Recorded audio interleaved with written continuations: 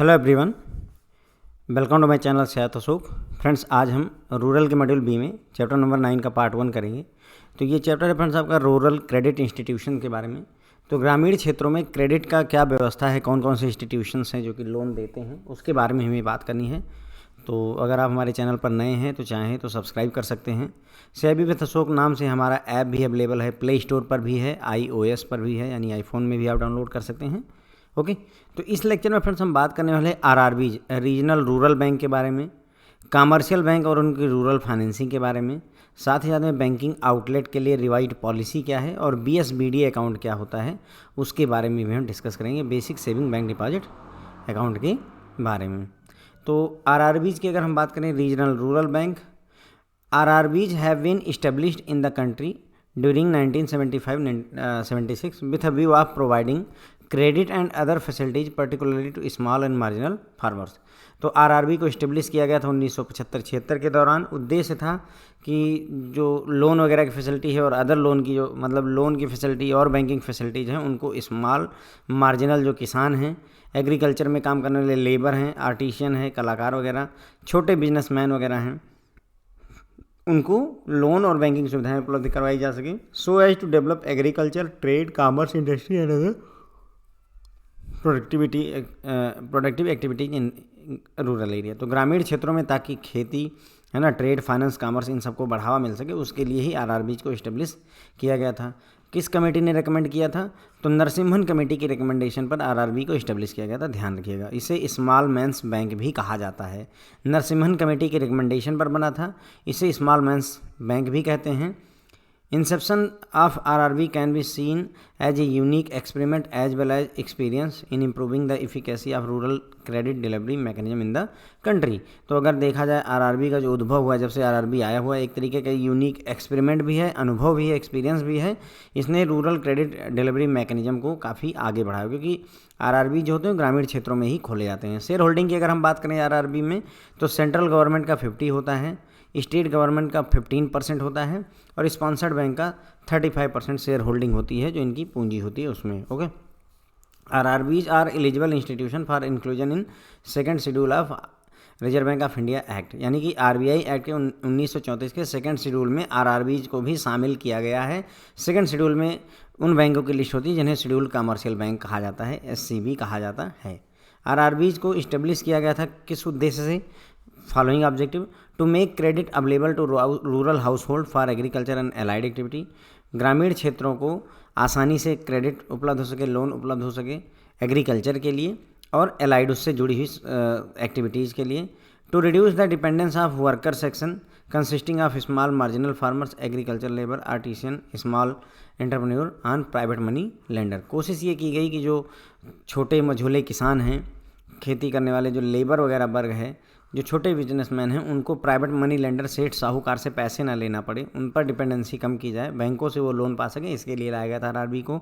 To open branches in unbanked rural area, ऐसा ग्रामीण क्षेत्र जहाँ पर बैंकिंग की सुविधा है ही नहीं, उसे अनबैंक्ड रूरल एरिया कहते हैं। तो उन क्षेत्रों में आरआरबी बैंक अपनी ब्रांचेस खोलेंगे, particularly in economically backward areas including tribal areas, खास करके जो इकोनॉमिकली पिछड़े क्षेत्र हैं, जो जनजातीय क्षेत्र हैं, वहाँ पर आरआरबीज अपनी बैंक ब्रांच खोलेंगे। इसके पर्पज से इनको लाया गया था। To mobilise rural saving and channelise them for supporting productivity activities in rural area.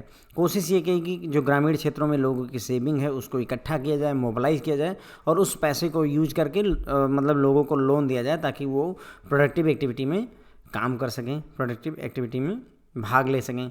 Supplement the other institutional agency in credit delivery into rural area, जो अदर इंस्टीट्यूशंस हैं, जो लोन देने वाली संस्थाएं हैं, उनको भी मदद करने के लिए आरआरबीज को इस्टेब्लिश किया गया था।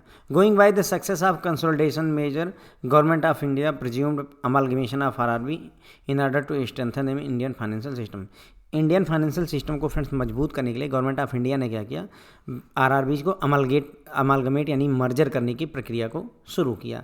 अमलगमेशन जो है वो आरआरबी एक्ट 1976 के सेक्शन 23 के तहत गवर्न किया जाता है। ध्यान रखिएगा, आरआरबी का अमलगमेशन, जो कई सारे आरआरबी मर्ज कर दिए गए, वो अंडर सेक्शन 23A के तहत किया गया है। आरआरबी एक्ट 1976 के फेज 1 जो है शुरू किया गया था 2005 और 6 में, और resulted in reduction in number of RRB जो 82 बाई 2010। 2005 और 6 में पहली बार अमालगमेशन की प्रक्रिया आरआरबी की शुरू की गई थी और कुल मिलाकर के 2010 तक केवल 82 आरआरबीज बचे, यानी कि सबको मर्ज करके केवल 82 आरआरबीज रह गए। फेज 2 आया अमालगमेशन का 2011 से 12 के दौरान में, और लास्ट में 2014-15 तक अगर हम देखें तो सिर्फ 56 जो है आरआरबीज रह गए। 82 आरआरबी से 56 आरआरबी जब आपके पास बचते हैं, गवर्नमेंट ऑफ इंडिया ने फिर इनिशिएट किया फेज 3 2018-19 में। इन्होंने अडॉप्ट किया कि छोटे राज्यों में 1 स्टेशन आरआरबी, यानी छोटे राज्यों में सिर्फ एक आरआरबी रहेगा, and reduction in the number of RRB in larger state. अगर मान लो कोई राज्य बड़ा है तो वहाँ पर आरआरबी रहेंगे, लेकिन उनको भी कम से कम रखना है। कोशिश इन्होंने की कि कुल मिलाकर के 40 आरआरबी अक्रॉस कंट्री रह जाएं। 31 मार्च 2020 के डेटा के हिसाब से अपनी कंट्री में कुल मिलाकर के 45 आरआरबीज ऑपरेट कर रहे हैं। तो ये रहा इनकी जो आरआरबी की कहानी है। तो यहाँ तक आरआरबीज में हमने बात की। फ्रेंड देखिए, आरआरबीज 1975-76 में बनाए गए थे, लाए गए थे, ताकि ग्रामीण क्षेत्रों में जो छोटे और मझले किसान हैं, छोटे एग्रीकल्चर लेबर हैं, इनको सहायता की जा सके। ओके, नरसिम्हन कमेटी के रिकमेंडेशन पर आरआरबी को इस्टेब्लिश किया गया था। इसे स्मॉल मैंस बैंक भी कहा जाता है। आरआरबी जब से आया हुआ है तब से जो है इसने रूरल क्रेडिट डिलीवरी को काफ़ी मजबूत किया है। आरआरबी में शेयर होल्डिंग में सेंट्रल गवर्नमेंट 50% हिस्सेदारी होती है, राज्य सरकार की 15% होती है, और जिस बैंक से अटैच होता है ये आरआरबी उसकी 35% हिस्सेदारी होती है। आरआरबीज को सेकंड शेड्यूल में ऐड किया जा सकता है। एलिजिबल होते हैं सेकंड शेड्यूल में शेड्यूल्ड कमर्शियल बैंक आते हैं आपके। आरआरबी को किस लिए इस्टेब्लिश किया गया था? अब ये क्वेश्चन आपसे पूछा सकता है, भारी भरकम सवाल में ये पूछा सकता है कि आरआरबी को किस पर्पज़ के लिए इस्टेब्लिश नहीं किया गया था। तो इनमें से 3 ऑप्शन देंगे सही वाले, एक गलत दे देंगे, तो थोड़ा सा वहीं कन्फ्यूजन हो जाती है। तो थोड़ा सा ध्यान देकर पढ़ने की ज़रूरत होती है। रूरल हाउस होल्ड, ग्रामीण क्षेत्रों में जो घर हैं उनको एग्रीकल्चर के लिए और उससे जुड़ी हुई एक्टिविटी के लिए लोन प्रोवाइड करने के लिए, ग्रामीण क्षेत्र के जो कमज़ोर वर्ग के लोग हैं, छोटे मझोले किसान हैं, उनकी जो है सेठ साहूकारों, प्राइवेट मनी लेंडर पर डिपेंडेंसी कम करने के लिए, जो अनबैंक्ड रूरल एरियाज़ हैं उनकी ब्रांचेज जो है बैकवर्ड क्षेत्र में, ट्राइबल क्षेत्रों में खोली जाएं, उसके लिए ग्रामीण क्षेत्र का जो बचत है उसको इकट्ठा करके और प्रोडक्टिव एक्टिविटी में काम करने के लिए दूसरी एजेंसी जो हैं उनको सप्लीमेंट के तौर पर हेल्प करने के लिए। आरआरबीज की सक्सेस को देखते हुए आरबीआई मतलब जो है गवर्नमेंट ऑफ इंडिया ने अमालगमेशन यानी कि मर्जर का काम शुरू किया आरआरबीज के लिए, और ये आरआरबी एक्ट 1976 के सेक्शन 23 के तहत आरआरबीज का जो है अमालगमेशन किया गया। उसके तहत फेज 1 आया 2005 और 6 में, जिसके तहत 2010 तक अगर हम देखें तो सिर्फ 82 आरआरबीज बचती हैं, यानी पहले हो सकता है 100-150 थी, लेकिन अब 82 बची। फिर सेकंड फेज आता है 2011-12 में शुरू होता है, और अगर 2014-15 तक देखा जाए तो केवल 56 आरआरबीज रह जाती हैं। फेज 3 भी गवर्नमेंट ऑफ इंडिया 18-19 में लेकर आई। इसमें उन्होंने छोटे राज्यों में 1 स्टेशन आरआरबी, और अगर लार्जर स्टेट हैं तो वहाँ पर भी नंबर ऑफ आरआरबीज कम करके पूरे कंट्री में सिर्फ 40 आरआरबी रह जाएं, इसकी प्रयास किए गए। अभी 31 मार्च 2020 तक 45 आरआरबी हमारी कंट्री में ऑपरेट कर रहे हैं। ठीक है, तो ये आरआरबी की बात हो गई। Commercial bank and rural financing की बात करेंगे, यानी कि कमर्शियल बैंक शुरू में ग्रामीण क्षेत्रों की लोन पर उतना जोर नहीं देते थे। प्रायोरिटी सेक्टर जो लेंडिंग का कॉन्सेप्ट आया फ्रेंड्स, वो इसी वजह से लेकर मजबूरी में आना पड़ा कि नहीं अब आपको मजबूरी में उधर लोन देना पड़ेगा। तो commercial bank in India had its beginning in early 90th century with the establishment of 3 presidency bank, Calcutta, Bombay and Madras. तो हमारे देश में अगर कमर्शियल बैंकिंग की बात की जाए तो 3 प्रेसिडेंसी बैंक खोले गए थे, कोलकाता में, बॉम्बे में और मद्रास में। बाद में इन्हीं तीनों बैंकों को अमालगमेट करके इंपीरियल बैंक ऑफ इंडिया की बात शुरू की गई। Next important event was establishment of imperial bank of India इन 1921। 1921 में इंपीरियल बैंक ऑफ इंडिया बनता है, इन्हीं तीनों प्रेसिडेंसी बैंकों को आपस में अमालगमेट करके मिला करके। ठीक है, फिर ऑल इंडिया रूरल क्रेडिट सर्वे कमेटी 1954, यानी हमारा देश आज़ाद हो गया तो इन्होंने जो है पहली बार ऑल इंडिया रूरल क्रेडिट सर्वे किया गया। तो उन्होंने देखा कि जो कमर्शियल बैंक हैं उनका जो है अच्छा खासा रोल है, मतलब रूरल क्रेडिट में ये अच्छा खासा रोल प्ले कर सकते हैं कमर्शियल बैंकिंग, अभी नहीं कर रहे हैं। Committees recommendation resulted in converting imperial bank of India into state bank of India इन 1955। तो कमेटी ने रिकमेंड किया कि हमें एक जो है इंडिया लेवल पर बैंक की ज़रूरत है, तो उसी पर ही इंपीरियल बैंक ऑफ इंडिया को स्टेट बैंक ऑफ इंडिया में 1955 में, 1954 में ये कमेटी है। एक साल बाद एसबीआई का उद्भव होता है वहाँ पे। ठीक है, उसके बाद में 1967 में फिर एक ग्रुप बनता है, ये all India rural credit committee थी। ये जो है स्टडी ग्रुप बना नेशनल क्रेडिट काउंसिल। इसने ऑब्जर्व किया कि commercial bank has only 1% share in agricultural credit, यानी कि 1955 में एसबीआई इस्टेब्लिश होता है और 1967 12 साल बाद जब इन्होंने वो सर्वे किया तो पता चला कि कमर्शियल बैंक सिर्फ ग्रामीण क्षेत्रों में एग्रीकल्चर में जो लोन वगैरह दे रहे हैं उसमें उनकी हिस्सेदारी सिर्फ 1% की है। तो इसलिए फिर all India rural credit review committee 1969 बनाई गई और उसने रिकमेंड किया कि हम जो है कमर्शियल बैंकों का रूरल क्रेडिट में अब रोल इन्हेंस करेंगे, यानी अब इनको कमर्शियल बैंक हैं इनको भी अब जो है ग्रामीण क्षेत्रों में लोन देना पड़ेगा, एग्रीकल्चर से रिलेटेड लोन देना पड़ेगा। इन 1967 social control over commercial bank was initiated, तो 1967 में सोशल कंट्रोल इनिशिएट किया गया। 1969 में 14 कमर्शियल बैंकों का जो है नेशनलाइजेशन किया गया, बाकी 6 बैंक और थे, 1980 में उनको नेशनलाइज किया गया।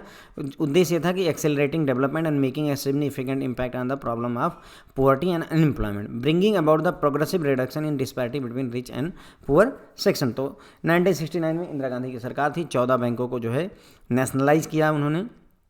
फिर 1980 में जो है 6 बैंकों को और नेशनलाइज किया गया। उद्देश्य यही था कि गरीबी अमीरी का जो प्रॉब्लम है उसको कम किया जाए, अनएम्प्लॉयमेंट को घटाने के पर्पज से ये किया गया। गोल वर टू अचीव थ्रू, मतलब उद्देश्य क्या था कमर्शियल बैंकों को नेशनलाइज करने का, reorientation of credit flow so as to benefit the neglected sector of agriculture, small scale industry, small borrower. तो क्रेडिट फ्लो को रीओरिएंटेड किया गया। अब आपको एग्रीकल्चर सेक्टर को भी लोन लेना है, स्मॉल स्केल इंडस्ट्री को भी और स्मॉल बारोअर को भी आपको लोन देना है। पहले हमने देखा कि कमर्शियल बैंक सिर्फ 1% हिस्सेदारी रखते थे ग्रामीण क्षेत्रों में क्रेडिट में, उसको ठीक करने की कोशिश की गई। Widening branch network of banks particularly in rural and semi urban area, कोशिश की गई कि जो ब्रांचों का नेटवर्क है ग्रामीण क्षेत्रों में और सेमी अर्बन क्षेत्रों में उसका दायरा बढ़ाया जाए, ज़्यादा ब्रांचेज हों। Mobilising saving through bank deposit, बैंकों में खाते खुलवाए जाएँ ताकि जो लोगों के पैसे हैं उनको इकट्ठा किया जा सके, उनको मोबिलाइज किया जा सके, किसी और काम में लगाया सके। डिप्लॉयमेंट ऑफ फंड, यानी लोन दिया जाए in all productive endeavours big or small to make production effort broad based, मतलब फंड को लोन के तौर पर दिया जाएगा ताकि चाहे बड़ा काम करना हो छोटा काम करना हो, प्रोडक्शन की एक्टिविटी में पूरा देश शामिल हो सके, इसके लिए किया गया। All these measures contributed to the growth of credit from commercial banking system to development of rural area. तो ये जितने भी मेजर्स लिए गए इन सब ने कुल मिला करके रूरल एरिया में कमर्शियल बैंकों द्वारा क्रेडिट में ग्रोथ में मदद करने में काम आए। बात करते हैं revise policy and expansion of banking outlet. तो बैंकिंग आउटलेट के लिए एक्सपेंशन की पॉलिसी क्या आई, तो based on report of internal working group a revised policy for opening of banking outlet has been issued by RBI in May 2017। तो RBI ने मई 2017 में एक नई पॉलिसी लाई बैंकिंग, मतलब बैंक की ब्रांचों को खोलने के लिए। Highlights of the revised instruction are given below. Highlights क्या है, बैंकिंग आउटलेट किसे कहते हैं, a banking outlet for domestic scheduled commercial bank, DSCB, small finance bank, payment bank is a fixed point service delivery manned by either bank staff और business correspondent where service of acceptance of deposit, encashment of check, cash withdrawal or lending of money are provided for minimum of 4 hours per day and at least 5 days a week। तो इनकी मतलब RBI के definition के हिसाब से हम banking outlet उसे मानेंगे जहां हफ्ते में 5 दिन काम हो और हर दिन कम से कम 4 घंटे का काम होना चाहिए। वहां पर आप कैश जमा भी कर सके, कैश विड्रॉ भी कर सके, चेक की पेमेंट भी हो सके, तो उसे हम बैंकिंग आउटलेट मान सकते हैं। ओके, अगर कोई बैंकिंग आउटलेट है वो हफ्ते में 5 दिन काम कर रहा है लेकिन वहाँ 4 घंटे से कम काम कर रहा है वो, तो उसे हम पार्ट टाइम बैंकिंग आउटलेट मानेंगे। यानी कि 5 days a week plus 4 hours per day अगर काम हो रहा है तब उसे बैंकिंग आउटलेट मानेंगे। अगर इससे कम हुआ, 4 घंटे से कम काम हो रहा है, तो उसे पार्ट टाइम बैंकिंग आउटलेट माना जाएगा। Unbanked rural centre यूआरसी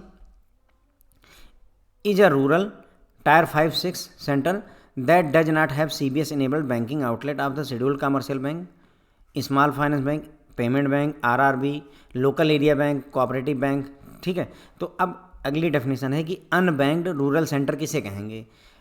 unbanked rural centre उन जगहों कहेंगे जो ग्रामीण क्षेत्रों में है, टायर 5 और टायर 6 सिटीज़। अभी आगे हम देख लेंगे कि टायर 5 और 6 सिटीज़ की पॉपुलेशन कितनी होती है, आगे देखेंगे। अभी के लिए इतना समझ लीजिए कि ये ग्रामीण क्षेत्रों में होता है और वहाँ कोई बैंकिंग आउटलेट नहीं है किसी भी बैंक का, चाहे वो कमर्शियल हो, चाहे आरआरबी हो, चाहे स्मॉल फाइनेंस बैंक हो, चाहे पेमेंट बैंक हो, चाहे लोकल एरिया बैंक हो, किसी का भी कोई बैंकिंग आउटलेट नहीं है, तो उसे हम अनबैंक्ड रूरल सेंटर कह देते हैं। Domestic scheduled commercial bank RRB को छोड़ो तो यार are permitted to open banking outlet in tier 1 to tier 6 centre without having the need to take permission from Reserve Bank of India in each case.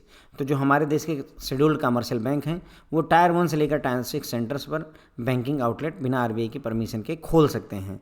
Opening of banking outlet during a financial bill subject to following condition. लेकिन अगर आप banking outlet खोल रहे हैं तो उसमें कुछ condition लगी हुई है। पहला, कम से कम 25% जितने भी बैंकिंग आउटलेट खोलते हैं पूरे साल में वो आपको अनबैंक्ड रूरल सेंटर में खोलना पड़ेगा। कंडीशन ये है, आरबीआई आपसे ये नहीं कह रही कि हमसे परमिशन लो हर एक ब्रांच खोलने के लिए, लेकिन अगर मान लो तुमने 100 ब्रांचें खोली हैं तो उनमें से 25 ब्रांचें तुम्हारी अनबैंक्ड रूरल सेंटर यूआरसी में होनी चाहिए। ठीक है। Part time banking outlet opened in any center will be counted and added to denominator as well as numerator on pro rata basis for computing the requirement as well as compliance with the norm of 25% banking outlet in unbanked rural area। तो ये बोल रहे हैं कि अगर मान लो किसी bank ने पार्ट टाइम आउटलेट खोला हुआ है तो उसको भी काउंट करेंगे, लेकिन मान लो जैसे पार्ट टाइम खुला हुआ है तो हम ये मान लेंगे कि 3 पार्ट टाइम का मतलब एक जो है फुल बैंकिंग आउटलेट के बराबर है। प्रो रेटा बेसिस का मतलब यही हुआ कि हम ये मान लेंगे कि चलो ठीक है 3 बैंक इस जो है आपके पार्ट टाइम बैंकिंग आउटलेट को एक बैंकिंग आउटलेट के फुल बैंकिंग आउटलेट के बराबर मान लेंगे, तो उसको क्राइटेरिया मान गया 25% का क्राइटेरिया पूरा कर सकते हैं। First fixed point BC outlet of a bank as well as first brick and mortar branch of any bank open in unbanked rural centre will be record for computing compliance of 25% नाम। इन्होंने कहा कि अगर आप कोई BC outlet खोलते हैं जो कि फिक्स्ड पॉइंट है, यानी कि वो बीसी आउटलेट चलता फिरता नहीं, एक ही जगह पर बीसी अपना काम करेगा बैठ करके, तो उसको या कोई आपकी जो है ब्रिक और मोर्टार की कोई ब्रांच खोलते हैं तो उसको भी 25% के नाम में काउंट किया जाता है। Banks having general permission may shift merge or close are banking outlet. बैंकों को अगर जनरल परमिशन है तो अपनी ब्रांचों को शिफ्ट कर सकते हैं, मर्ज कर सकते हैं, बंद कर सकते हैं जितने भी उनके बैंक आउटलेट है, except rural outlet and sole semi urban outlets. ठीक है, यानी कि ग्रामीण क्षेत्र के आउटलेट और सेमी अर्बन क्षेत्र के अकेले सोल आउटलेट को आप नहीं कर सकते, बाकी अदर सिटीज़ में आप इन्हें आराम से शिफ्ट मर्ज और क्लोज कर सकते हैं। Merger closure and shifting of any rural banking outlet as well as sole semi urban banking outlet would require approval from DCC DLRC. अगर आप ग्रामीण क्षेत्र का कोई बैंकिंग आउटलेट है या जो है सेमी अर्बन क्षेत्र का कोई बैंकिंग आउटलेट है उसको शिफ्ट या क्लोज या मर्जर करना चाहते हैं तो उसके लिए आपको DCC district consultative committee, DLRC district level review committee की परमिशन चाहिए होती है।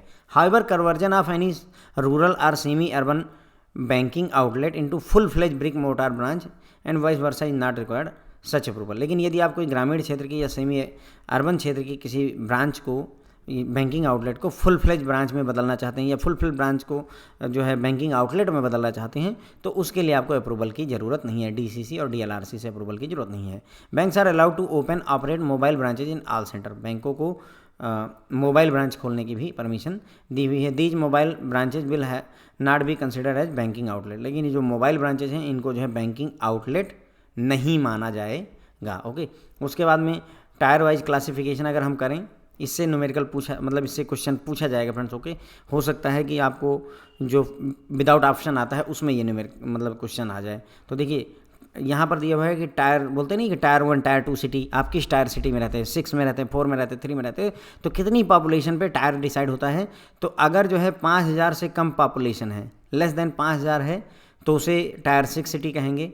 अगर 5000 से ले करके और 9999 तक पॉपुलेशन है तो उसे टायर 5 कहेंगे। अब आप सोच लीजिए आपके गांव में आप रहते हैं, मैं मान लेता हूं आपके गांव में आबादी 2000 है तो आप टायर 6 सिटी में रह रहे हैं इनके क्राइटेरिया के हिसाब से। ओके, उसके बाद में 10,000 से ले करके 20,000 से एक कम, 10,000 से लेकर 20,000 से एक कम यानी कि 20,000 से एक कम तक आपका हो जाएगा टायर 4। अब ये 20,000 से एक कम है तो यहाँ 20,000 से ले करके 50,000 से एक कम तक आपका हो जाएगा टायर 3। यहाँ 50,000 से ले करके 1 लाख से एक कम तक टायर 2 हो जाएगा। यहाँ 1 लाख से ले करके और उससे ऊपर 1 लाख या उससे ऊपर टायर 1 सिटी में आ जाता है, ध्यान रखिएगा। ठीक है, तो टायर 6 5,000 से कम, टायर 5 5,000 से लेकर 9,999, टायर 4 आपका 10,000 से लेकर 19,999, टायर 3 आपका 20,000 से लेकर 49,999, टायर 2 50,000 से लेकर 99,999 और टायर 1 1 लाख या उससे एबव होता है। इसी तरीके से rural centre, semi urban centre, urban centre और मेट्रोपॉलिटन सेंटर भी बोलते हैं हम लोग ना, बोलते नहीं मेट्रो सिटी में रहते हैं। तो मेट्रो सिटी का मतलब वो 10 लाख और उससे ज़्यादा की आबादी अगर है तो उसे जो है हम मेट्रो सिटी बोल देते हैं। क्या बोलते हैं? 10 लाख या उससे ऊपर की आबादी है तो मेट्रो सिटी बोलते हैं। अगर 1 लाख से 9,99,999 यानी 10 लाख से एक कम तक है तो उसे अर्बन सेंटर बोलेंगे।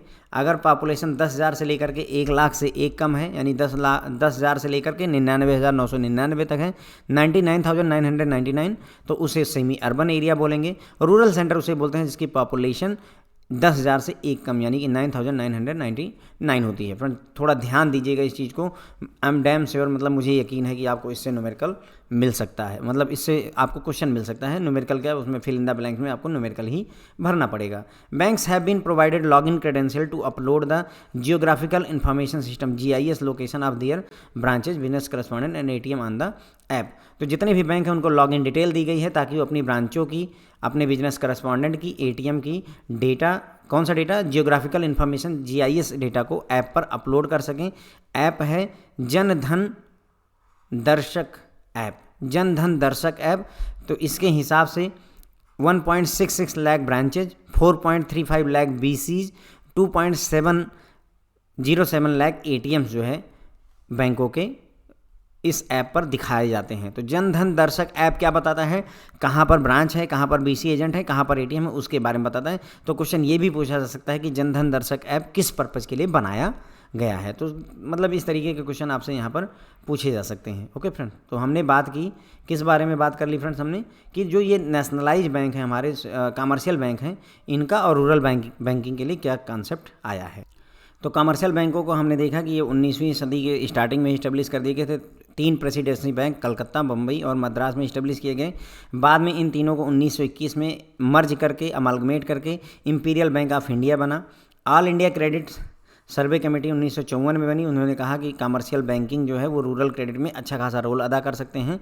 इसी कमेटी के रिकमेंडेशन पर इंपीरियल बैंक ऑफ इंडिया को स्टेट बैंक ऑफ इंडिया में 1955 में बदल दिया गया। 1967 में एक नेशनल क्रेडिट काउंसिल ने ऑब्जर्व किया कि कमर्शियल बैंकों का रोल सिर्फ 1% का है एग्रीकल्चर क्रेडिट में, तो बहुत कम है। तो एक और all India credit review committee 1969 बनी। उन्होंने कहा कि कमर्शियल बैंकों का रोल जो है अब बढ़ाने की ज़रूरत है। इसीलिए 1969 में 14 कमर्शियल बैंकों का नेशनलाइजेशन किया गया। बाद में 6 और का 1980 में कर दिया गया ताकि हम जो गरीबी है, अनएम्प्लॉयमेंट है, उसको ख़त्म कर सकें। गोल क्या था, उद्देश्य क्या था सरकार का, यहाँ पर क्रेडिट फ्लो को रीऑर्गेनाइज करना ताकि जो है जो किसान हैं, जो छोटी इंडस्ट्री हैं, जो किसान छोटे बारोवर हैं, उनको भी लोन बैंकों के द्वारा दिया जा सके। ब्रांचों का नेटवर्क बढ़ाया गया, ग्रामीण क्षेत्रों में, सेमी अर्बन क्षेत्रों में। ओके, उसके बाद में जो है बैंक डिपॉजिट के थ्रू पैसे को मोबिलाइज करने की कोशिश की गई। फंड को डिप्लॉय किया गया, बांटा गया ताकि जो है लोग छोटा मोटा बिजनेस कर सकें। उसके बाद फिर हमने बात की बैंकिंग आउटलेट के लिए RBI की रिवाइज्ड पॉलिसी, तो 2017 में आई थी। इसके हिसाब से बैंकिंग आउटलेट उसे कहेंगे जो कम से कम, ये क्वेश्चन आपसे पूछा जा सकता है फ्रेंड्स कि as per RBI banking outlet किसे कहते हैं। ऐसी आउटलेट जो कम से कम हफ्ते में 5 दिन काम करे और हर दिन वहाँ पर कम से कम 4 घंटे का काम हो, तो उसे बैंकिंग आउटलेट कहेंगे, बशर्ते कि वहाँ पर डिपॉजिट भी एक्सेप्ट हो, चेक भी इन कैश हो, कैश विड्रॉल भी हो और लोन भी, लेंडिंग ऑफ मनी भी होनी चाहिए, तो उसे बैंकिंग आउटलेट मानेंगे। अब वो बैंकिंग आउटलेट किसी का भी हो सकता है, चाहे कमर्शियल बैंक का हो, चाहे स्मॉल फाइनेंस बैंक का, पेमेंट बैंक का हो सकता है, वो बिजनेस करस्पॉन्डेंट्स के थ्रू ऑपरेट हो सकता है या बैंक के स्टाफ के द्वारा ऑपरेट भी हो सकता है। यदि ये क्राइटेरिया हम नहीं पूरा कर रहे हैं, 5 दिन एक हफ्ते में और 4 घंटे से कम काम करने वाली जो बात है, उससे भी कम काम कर रहे हैं, तो उसे फिर पार्ट टाइम बैंकिंग आउटलेट मानना जाएगा। अनबैंक्ड रूरल सेंटर किसे कहते हैं, तो ये रूरल के टायर 5 और 6 सिटीज़ में पाए जाते हैं। आपको मैंने टायर 5 और 6 सिटीज़ वाला पूरा फंडा अभी समझाया था, ठीक है। अभी हमने देखा था ना टायर 5 और 6 सिटीज़ में क्या आता है, तो 5 और 6 एक बार देख लीजिए तो क्या होता है कि याद हो जाता है। देखिए, टायर 6 में आएगा अगर 5000 से कम पॉपुलेशन है, टायर 5 में आएगा अगर 5000 से लेकर 9999 पॉपुलेशन है। ओके, तो टायर 5 और टायर 6 की बात की थी। देखिए, टायर 6 में क्या आएगा अगर 5000 से कम पॉपुलेशन है, और टायर 5 में आएगा अगर 5000 से लेकर के और 9999 पॉपुलेशन है। तो अगर इन क्षेत्रों में किसी भी बैंक की कोई CBS इनेबल्ड ब्रांच नहीं है, ध्यान दीजिएगा, does not have CBS enabled banking outlet. अगर CBS इनेबल्ड कोई बैंकिंग ब्रांच नहीं है किसी भी बैंक की हो, चाहे स्मॉल फाइनेंस हो, चाहे पेमेंट हो, चाहे लोकल एरिया हो, चाहे शेड्यूल कमर्शियल हो, RRB हो, कोऑपरेटिव है, किसी न किसी बैंक की अगर CBS इनेबल्ड ब्रांच है तो नहीं मानेंगे। अगर नहीं है, एक भी ब्रांच किसी की भी नहीं है, तो उसे अनबैंक्ड रूरल सेंटर URC कहा जाता है। Domestic scheduled commercial bank RRBs को छोड़ करके बैंकिंग आउटलेट खोलने की बात की जाए तो टायर 1 से लेकर सेक्टर 6 के सेंटर में बिना आरबीआई के परमिशन के ब्रांचें खोल सकते हैं, कोई ऐतराज़ नहीं है। बैंकिंग आउटलेट एक फाइनेंशियल ईयर में जो आप खोलेंगे उसकी लिमिट है कि अगर आप जितने भी बैंकिंग आउटलेट पूरे फाइनेंशियल ईयर में खोलेंगे उसमें से कम 25% जो है आपको रूरल अनबैंक्ड रूरल सेंटर यूआरसी में खोलना पड़ेगा। अगर पार्ट टाइम बैंकिंग आउटलेट खोला है आपने तो उसको भी जो है प्रो राटा बेसिस पर काउंट किया जाता है। बीसी के जो आउटलेट होते हैं, पहली जो ब्रिक एंड मोर्टार की ब्रांच होती है उसको भी 25% नाम में कंप्यूट किया जाता है। अगर बैंकों के पास में परमिशन, जनरल परमिशन है तो ब्रांच को शिफ्ट करने, मर्ज करने और क्लोज करने के लिए परमिशन की जरूरत नहीं थी, अपनी मर्जी से वो कर सकते हैं। लेकिन रूरल आउटलेट है या सेमी अर्बन आउटलेट है तो उस केस में परमिशन चाहिए होती है। किससे? डीसीसी और डीएलआरसी। डीसीसी होता है डिस्ट्रिक्ट कंसल्टेटिव कमेटी, डीएलआरसी होता है डिस्ट्रिक्ट लेवल रिव्यू कमेटी। ठीक है, अगर कोई ब्रांच जो है रूरल जो है आपकी या सेमी अर्बन एरिया में है और वो full fledge brick and mortar branch में कन्वर्ट होना चाहती है या फुल फ्लेज ब्रांच से बैंकिंग आउटलेट में कन्वर्ट हो जाना चाहती है तो उसके लिए कोई अप्रूवल की ज़रूरत नहीं है। बैंकों को मोबाइल ब्रांचेज ऑपरेट करने की भी परमिशन है। इन मोबाइल ब्रांचों को लेकिन जो है बैंकिंग आउटलेट नहीं माना जाता है, नहीं कंसिडर किया जाता है। फिर हमने बात की कि टायर 1 सिटी में पॉपुलेशन के हिसाब से टायर 1, 2, 3 क्या होता है। तो टायर 6 जो है लेस देन 5000 तक की पॉपुलेशन को टायर 6, 5000 से लेकर के और 10,000 से एक कम आपका हो जाता है टायर 5, 10,000 से लेकर के और 20,000 से एक कम हो जाता है टायर 4, 20,000 से लेकर के 50,000 से एक कम हो जाता है टायर 3, 50,000 से लेकर के और 1,00,000 से एक कम हो जाता है टायर 2, 1,00,000 से लेकर के और उससे ऊपर का जितना भी होता है उसे टायर 1 सिटी माना जाता है। इसी तरीके से रूरल सेंटर किसे कहेंगे? जहाँ की पॉपुलेशन 9,999 तक है। सेमी अर्बन उसे कहेंगे जहाँ की पॉपुलेशन 10,000 से लेकर के और 1,00,000 तक है। अर्बन सेंटर उसे कहेंगे जिसकी पॉपुलेशन 1,00,000 से लेकर के और 9,99,999 है। मेट्रोपॉलिटन उसे कहेंगे जहाँ की आबादी 10 लाख एंड अबव की होती है, उसे मेट्रोपॉलिटन एरिया कहा जाता है। बैंकों को जो है ऐप में एक जनधन दर्शक ऐप है, JDD ऐप कहते हैं इसे, उसके लॉगिन डिटेल्स दिए गए हैं ताकि वो अपने जितनी भी ब्रांचेज हैं, बिजनेस करस्पॉन्डेंट हैं, जितने भी ATM हैं, उनका जियोग्राफिकल इन्फॉर्मेशन सिस्टम जैसे GPS होता है उसी तरीके से GIS होता है, उसका डेटा वो अपलोड कर सकें। तो जनधन जो JDD ऐप है, जनधन दर्शक ऐप, उसके हिसाब से 1.66 लाख ब्रांचेज, 4.35 लाख BC और 2.07 लाख ATMs जो है करंटली बैंकों ने मैप कर रखे हैं। अदर फाइनेंशियल इंस्टीट्यूशन जो ग्रामीण क्षेत्रों में सर्विस देते हैं उनकी बात कर लेते हैं। उसमें आता है पहला local area bank with view of providing institutional mechanism for promoting rural saving as well as for provision of credit for viable economic activity in rural area. Government of India and RBI have approved the establishment of new local bank in private sector 1996.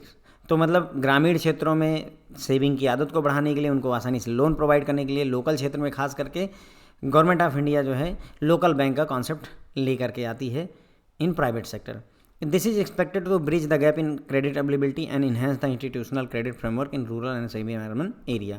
तो ये उम्मीद की जाती है कि जो credit availability है उसके बीच में जो गैप है उसको ख़त्म करेंगे, रूरल क्रेडिट फ्रेमवर्क को भी ये मजबूती प्रोवाइड करेंगे। Since these bank are set up in district towns their activity will be focused on local customer. चूँकि ये लोकल एरिया बैंक होते हैं इसलिए इनके जो प्राइम कस्टमर होंगे वो लोकल एरिया के कस्टमर होंगे, लोकल कस्टमर्स होंगे।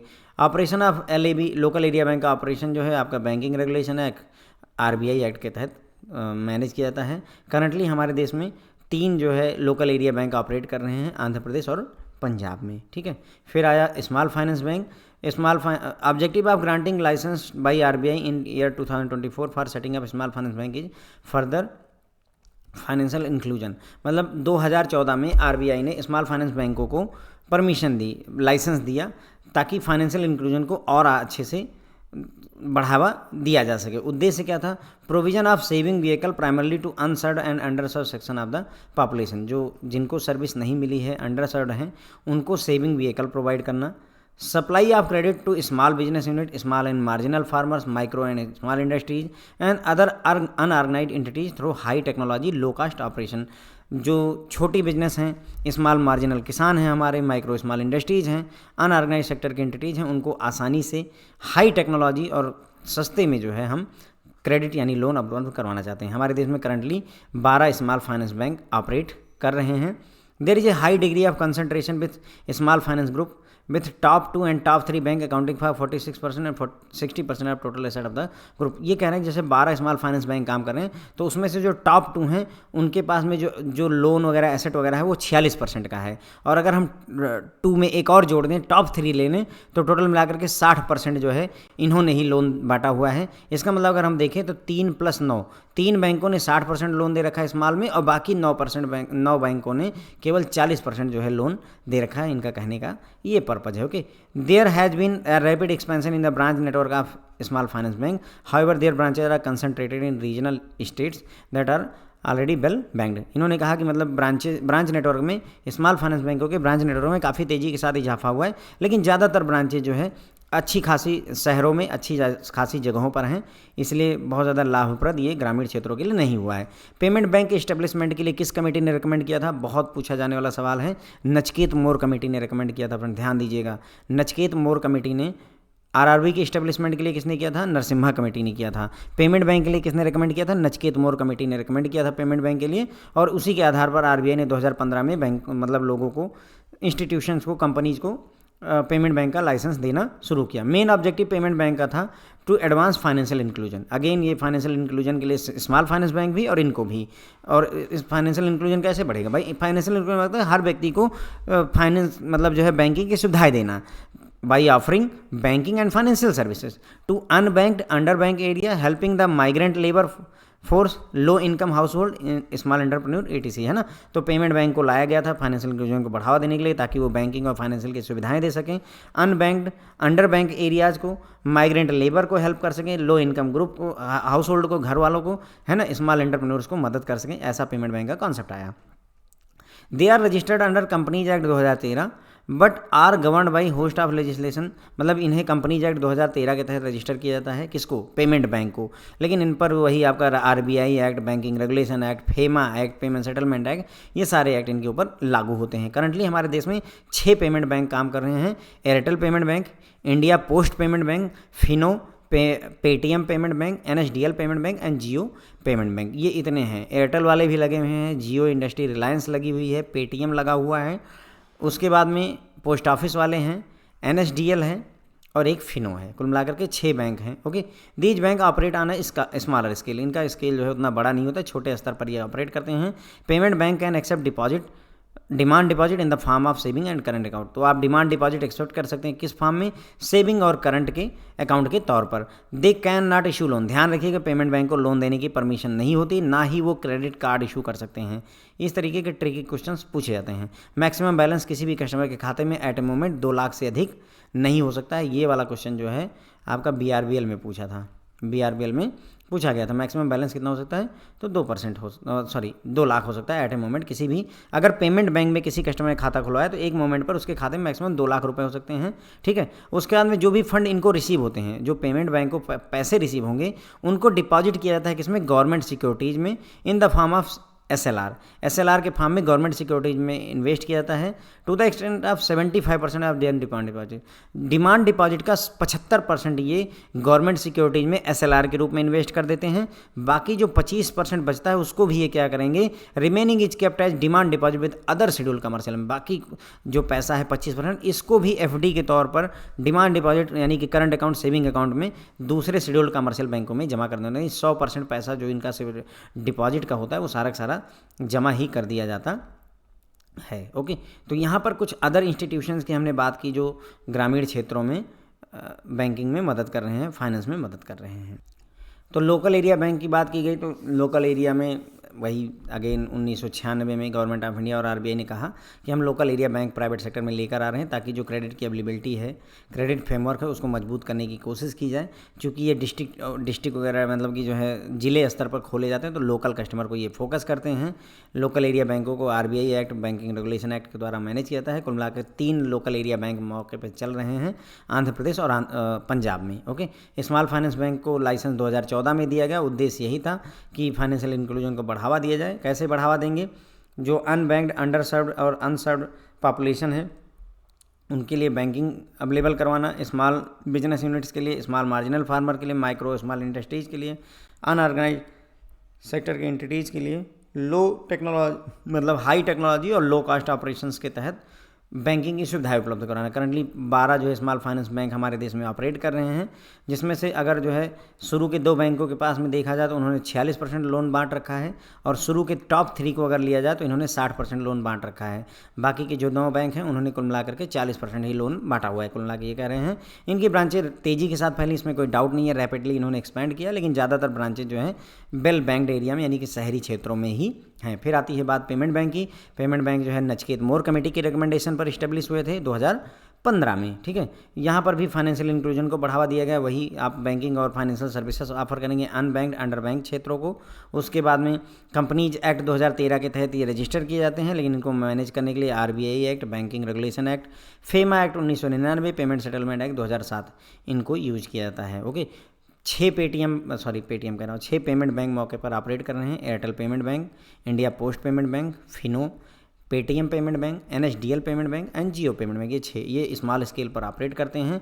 पेमेंट बैंकों को डिमांड डिपॉजिट एक्सेप्ट करने की आज़ादी होती है, जिसमें ये सेविंग और करंट अकाउंट के रूप में एक्सेप्ट कर सकते हैं। FD की बात नहीं हुई, FD/RD की बात नहीं हो रही है। ओके, इन्हें लोन देने की परमिशन नहीं होती, इन्हें क्रेडिट कार्ड इशू करने की परमिशन नहीं होती, इन्हें मैक्सिमम बैलेंस किसी भी कस्टमर के खाते में एक समय पे 2 लाख से ज़्यादा नहीं हो सकता अगर उसका खाता किस बैंक में है, पेमेंट बैंक में है। उसके बाद जो भी इनके पास डिपॉजिट आता है उसमें से 75% ये SLR के रूप में गवर्नमेंट सिक्योरिटीज में इन्वेस्ट करेंगे, बाकी जो 25% बचता है उसको ये डिपॉजिट कर देंगे डिमांड डिपॉजिट के रूप में दूसरे शेड्यूल कमर्शियल बैंक्स में। ओके, उसके बाद में ऑगमेंटिंग क्रेडिट फ्लो को कौन कौन से इनिशिएटिव लिए गए हैं क्रेडिट फ्लो को बढ़ावा देने के लिए, तो उसमें आता है KCC से आपको 100% क्वेश्चन मिलेगा फ्रेंड्स, एकदम तैयारी बना के रखिएगा। मैंने अपने जो है लेक्चर में कवर किया हुआ है KCC। Kisan credit card scheme introduce during the year 1998 to enable farmer to get their production credit requirement in timely and hassle free manner. तो किसान क्रेडिट कार्ड स्कीम को 1998 में लाया गया था ताकि किसानों को प्रोडक्शन क्रेडिट अपनी फसल को उत्पादन करने के लिए समय पर बिना किसी परेशानी के लोन मिल सके। Okay, in order to boost the production credit at ground level through KCC government has formulated several schemes and implemented. तो ग्राउंड लेवल पर प्रोडक्शन क्रेडिट यानी कि KCC को बढ़ावा देने के लिए कई सारी स्कीम लेकर आई। मतलब जैसे गवर्नमेंट ने क्या किया, इंटरेस्ट सबवेंशन का कॉन्सेप्ट लाए कि जो भी बैंक KCC देगा उनको हम इंटरेस्ट सबवेंशन देंगे, उनको इंटरेस्ट में छूट देंगे। इसी तरीके से provision of incentive by way of interest rebate to KCC card holders, यानी जो किसान क्रेडिट कार्ड के होल्डर हैं उनको इंटरेस्ट में छूट मिलेगी अगर वो टाइमली रीपेमेंट कर देते हैं, तो इंटरेस्ट सबवेंशन भी दे रहे हैं, उसके बाद में जो है इंटरेस्ट में रिबेट भी दे रहे हैं। उसके अलावा इंश्योरेंस प्रोग्राम को भी जो KCC होल्डर्स हैं उनको इंश्योरेंस प्रोग्राम में भी शामिल किया गया।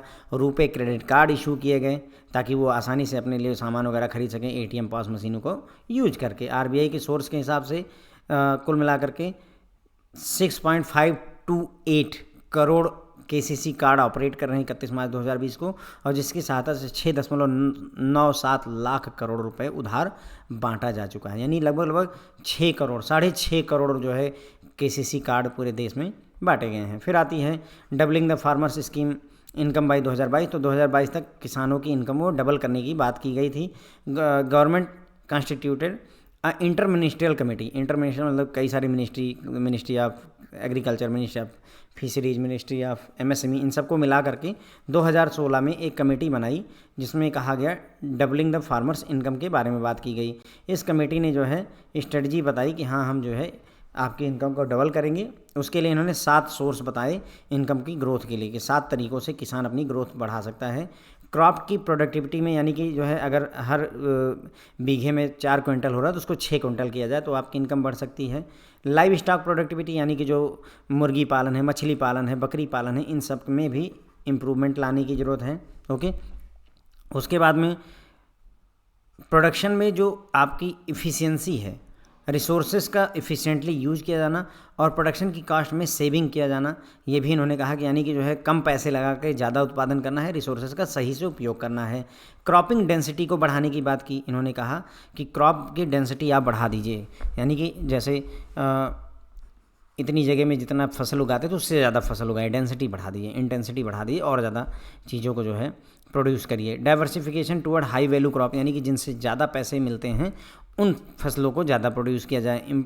Improvement in real prices received by farmers, किसानों को जो पैसे मिलते हैं, रियल प्राइस मिलता है, उसमें इम्प्रूवमेंट किया जाए, यानी कि MSP बढ़ाया जाए, मिनिमम सपोर्ट प्राइस को बढ़ाया जाए। Shift from farm to non farm occupation, किसानी से धीरे धीरे हम नॉन फार्म एक्टिविटी की तरफ बढ़ें, यानी कि खेती से अलावा नॉन फार्म की एक्टिविटी जैसे डेयरी खोलना, बकरी पालन, मुर्गी पालन, इन सब कामों में भी हम ध्यान दें तो हमारा इनकम बढ़ सकती है। After acceptance of FDI committee recommendation, the government has constituted empower body to review the and monitor the progress.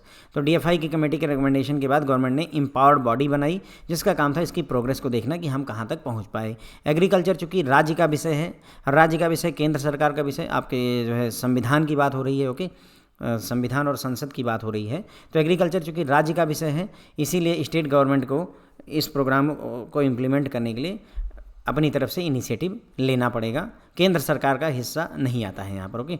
All these policies and programme are being supported by high वेजेटरी allocation, non वेजेटरी financial support bye way of creating corpus fund, supplementary income transfer under PM किसान। तो इन्होंने बोला ये जितनी भी policy और programme इसमें चलाए गए जो है डबल करने के लिए, उसमें या तो बजट एलोकेट किया गया 1000 करोड़ 10,000 करोड़ इस तरीके से, या बजट अगर नहीं एलोकेट किया गया तो फाइनेंशियल सपोर्ट प्रोवाइड किया गया कि आपको हम ये एक पूल बना दे रहे हैं, यहाँ से आप लोन ले सकते हो, ओके।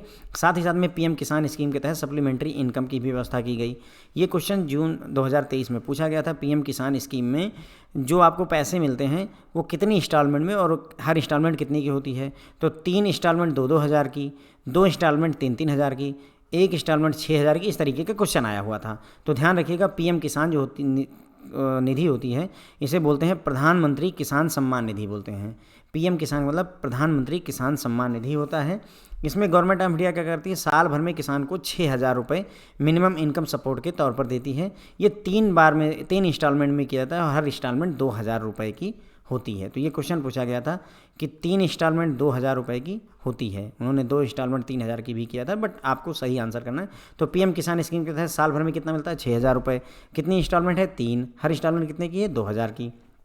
उसके अलावा जो और मेजर इंटरवेंशन किया गया खास करके कोविड के बाद, उसमें आत्मनिर्भर भारत एग्रीकल्चर पैकेज लाया गया जिसके तहत जो है एग्रीकल्चर इंफ्रास्ट्रक्चर फंड बनाया गया जो कि 1 लाख करोड़ रुपए का है, ओके। 1 लाख करोड़ का एग्रीकल्चर इंफ्रास्ट्रक्चर फंड बनाया गया। Basic saving bank deposit account BSBDA account जो है आपके बैंक प्रमोशन के एग्जाम में भी बहुत पूछा था और मैं उम्मीद करता हूँ, देखिए अगर इस चैप्टर को टीचर उठाए और यहाँ से क्वेश्चन ना बनाए तो बेहतर नहीं होगा, क्योंकि ये थोड़ा सा इंपॉर्टेंट चीज़ है खास करके ग्रामीण परिप्रेक्ष्य में देखा जाए तो देखिए फाइनेंशियल इंक्लूजन को बढ़ावा देने के लिए RBI ने जो है कमर्शियल बैंकों से नवंबर 2005 में कहा कि आप जो है basic banking no frill account with nil or low minimum balance and charges basic saving bank deposit account आप ऑफर करिए अपने कस्टमर को। पहले नो फ्रिल कहा जाता था, बाद में BSBDA कहा गया नवंबर 2005 में, मतलब जैसे जीरो बैलेंस अकाउंट की बात कही, ठीक है।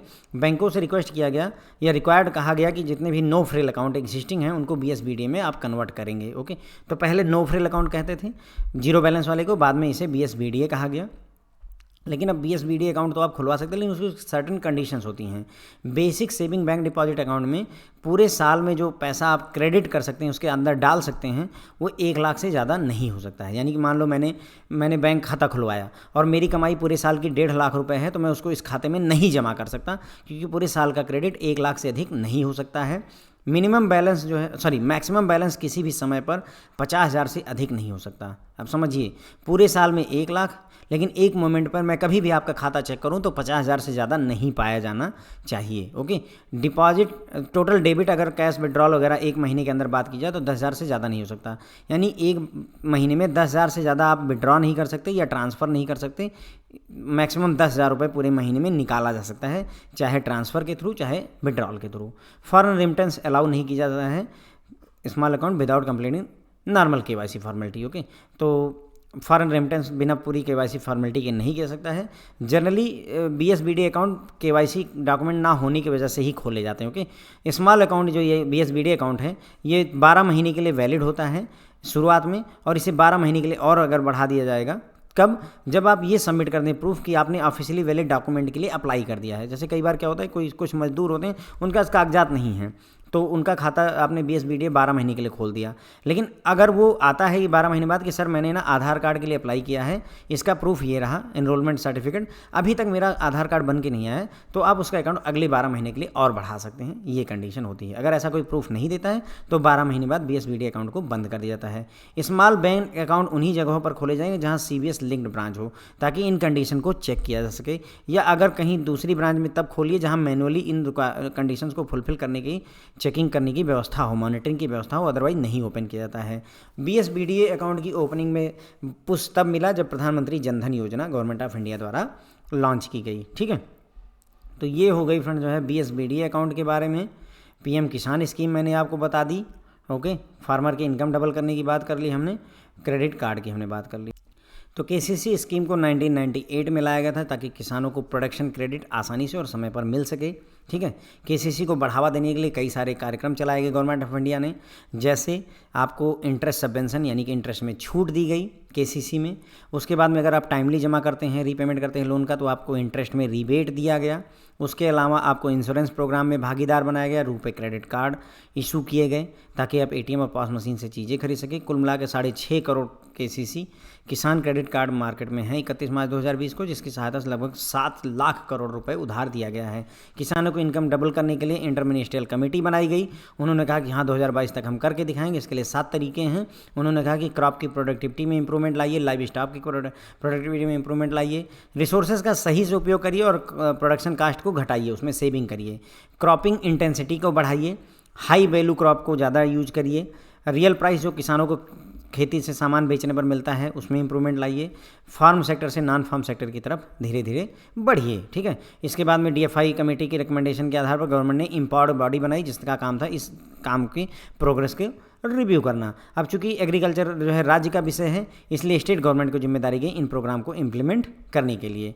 इसी के तहत PM किसान स्कीम लाई गई। PM किसान होता है प्रधानमंत्री किसान सम्मान निधि, जिसमें पूरे साल में किसान को 6,000 रुपये सपोर्ट के तौर पर दिए जाते हैं, मिनिमम इनकम सपोर्ट के तौर पर। कुल मिला के 3 इंस्टॉलमेंट आती है। ठीक है, और हर इंस्टॉलमेंट 2-2 हज़ार रुपये की होती है।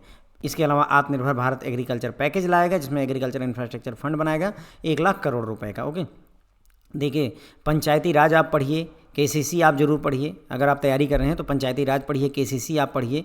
उसके बाद में पुअर्टी लाइन का मेजरमेंट का जो ये सचिन तेंदुलकर वगैरह करके कमेटीज़ हैं उनके बारे में पढ़िए, यहाँ से क्वेश्चन 100% आएंगे। ओके, BSBDA अकाउंट की बात की तो इस पर पहले नो फ्रिल अकाउंट कहा जाता था, नवंबर 2005 में आया है। बाद में से BSBDA अकाउंट कहा गया। बैंकों से कहा गया जितने भी नो फ्रिल अकाउंट हैं उनको BSBDA में बदल दीजिए। BSBDA होता है बेसिक बैंक डिपॉजिट अकाउंट। इसमें कंडीशंस होती हैं कि पूरे साल का जो अकाउंट में क्रेडिट है वो 1 लाख से अधिक नहीं हो सकता है। किसी भी समय पर ज़्यादा से ज़्यादा बैलेंस जो है 50,000 हो सकता है। उसके बाद में कैश विड्रॉल और ट्रांसफ़र के जो जितने भी डेबिट अगर आप करें पूरे महीने में तो 10,000 रुपये से ज़्यादा नहीं निकाल सकते एक महीने में। फॉरेन रेमिटेंस तब तक नहीं अलाउ जब तक कि KYC की पूरी फॉर्मेलिटी ना पूरी कर दी जाए। ये जो स्मॉल अकाउंट होता है 12 महीने के लिए खोला जाता है, इसे फर्दर 12 महीने के लिए बढ़ाया जा सकता है अगर आप ये प्रूफ दे दे कस्टमर कि हमने जो है OBD के लिए ऑफिशियली वैलिड डॉक्यूमेंट के लिए अप्लाई किया हुआ है। स्मॉल अकाउंट जो है CBS इनेबल्ड ब्रांच में या अगर कोई दूसरी ब्रांच है जहाँ पर इन कंडीशन की मॉनिटरिंग संभव है वहाँ पर ही खोले जाते हैं। BSBD अकाउंट तब से ज़्यादा खुलने लगे जब से प्रधानमंत्री जनधन योजना सामने आई है। ठीक है, मतलब बस ये एक पार्ट यहीं पर ख़त्म होता है। लगभग जो है 4 पार्ट की मैं उम्मीद करता हूँ चैप्टर नंबर 9 में कोशिश करके जल्द से जल्द ये आपको अवेलेबल करवा दूंगा। Thank you so much friends. अगर आप नए हैं हमारे चैनल पर तो लाइक करिए, सब्सक्राइब कर दीजिए। ओके, CAIIB विथ अशोक नाम से हमारा ऐप है, प्ले स्टोर पर भी अवेलेबल है, iPhone यानी iOS पर भी अवेलेबल है। अगर आप चाहें तो डाउनलोड कर लीजिए, वहाँ पर आपको आपकी ज़रूरत के हिसाब से कोर्स मिल जाएंगे। Thank you so much friends.